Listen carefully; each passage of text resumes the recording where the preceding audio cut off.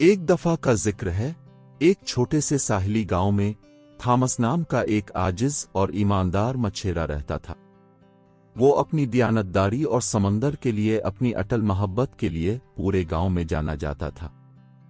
Thomas हर सुबह तुलू फजर के वक्त समंदर की वसअतों को अपने दिल में उम्मीद के साथ गिले लगाता हुआ सफर करता था।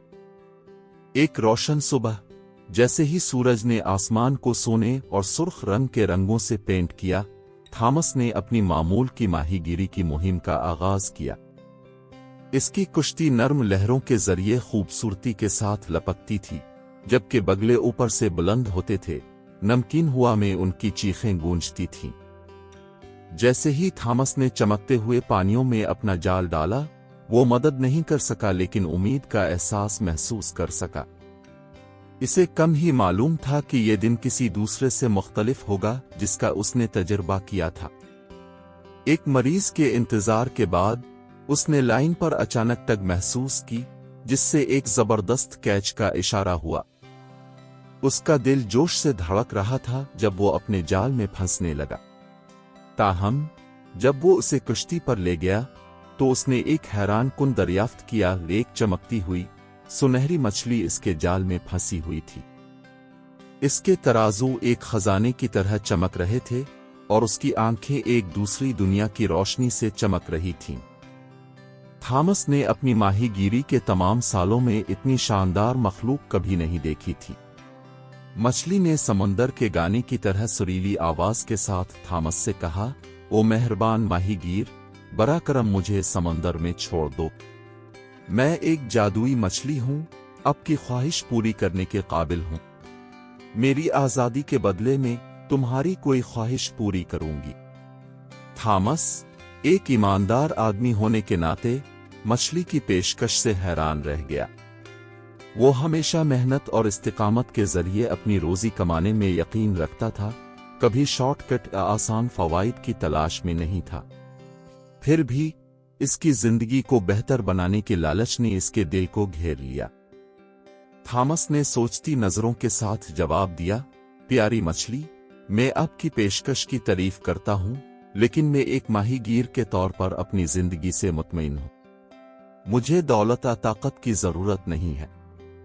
मैं सिर्फ अपनी और अपने खानदान को बरकरार रखने के लिए रोजी तलाश करता हूं। तुम्हें आजाद कर दूंगा, क्योंकि समंदर की तमाम मखलूकात का एहतराम करना मेरा फर्ज है। सुनहरी मछली ने थॉमस के खुलूस और दियानतदारी से हैरान होकर तरीफी अंदाज में सर हिलाया। चमक के साथ एक शानदार लहर के साथ वो समंदर की गाराहे में वापस चली गई, जबकि उसकी पीछे उड़ते हुए चमक रही थी। दिन हफ्तों में और हफ्ते महीनों में बदल गए, जैसा कि थॉमस ने इसी अज़्म और शुक्रगुजारी के साथ माहीगीरी का अपना मामूल जारी रखा। वो बहुत कम जानता था कि इसके बेलोस अमल ने समंदर के मुहाफिजों की तवज्जो मबजूल कर ली थी, वो सूफियाना मखलूक जो समंदरों की हिफाजत करते थे। एक शाम जब थॉमस एक तवील दिन के बाद समंदर में आराम करने की तैयारी कर रहा था, जलपरियों का एक गिरोह पानी से निकला। उनकी आवाजें मौसीकी की तरह हम आहंग हो रही थी। उन्होंने गर्मजोशी से इसका इस्तकबाल किया और इसे चमकता हुआ मोती पेश किया। थॉमस, ईमानदार माहीगीर, उन्होंने एक ज़बान होकर कहा, हमने आपके अजीम दिल और गैर मुतज़लज़ल ईमानदारी का मुशाहिदा किया है। अपने शुक्रगुजार के तौर पर हम आपको ये जादुई मोती तोहफे में दे रहे हैं।